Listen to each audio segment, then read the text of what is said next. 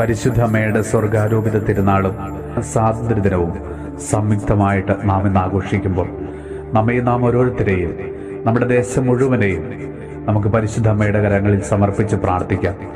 പ്രത്യേകിച്ച് ഇന്നും ജീവിതത്തിന്റെ പല മേഖലകളിലും അസ്വാതന്ത്ര്യത്തിൽ കഴിയുന്ന എല്ലാ മക്കൾക്ക് വേണ്ടി നമുക്ക് പ്രാർത്ഥിക്കാം. മാനസികമായും ശാരീരികമായും പീഡിപ്പിക്കപ്പെടുന്ന ഒത്തിരി മക്കൾ നമുക്ക് ചുറ്റുമുണ്ട്.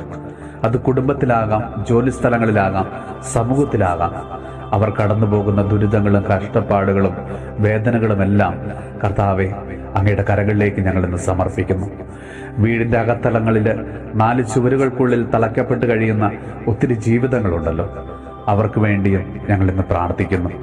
അതുപോലെ തന്നെ സ്വാതന്ത്ര്യത്തെ ദുരുപയോഗം ചെയ്യുന്ന ഓരോ മക്കളെയും സമർപ്പിച്ച് പ്രാർത്ഥിക്കുന്നു.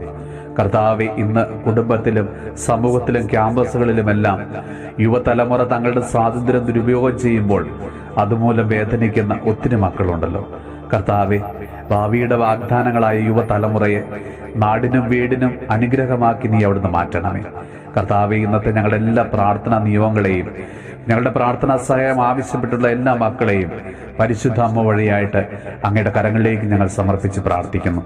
നമ്മുടെ കർത്താവ് ഈശോ മിശിഹായുടെ കൃപയും പിതാവായ ദൈവത്തിന്റെ സ്നേഹവും പരിശുദ്ധാത്മാവിന്റെ സഹവാസവും പരിശുദ്ധമ്മയുടെയും വിശുദ്ധ യോസേപ്പ് പിതാവിന്റെയും മാധ്യസ്ഥവും വിശുദ്ധ കുരിശിന്റെ സംരക്ഷണവും നമ്മളോടും നമ്മുടെ ഭവനത്തോടും നമ്മുടെ ഇന്നത്തെ എല്ലാ പ്രാർത്ഥനാ നിയോഗങ്ങളോടും കൂടെ ഉണ്ടാകുമാറാകട്ടെ, ഇപ്പോഴും എപ്പോഴും എന്നേക്കും.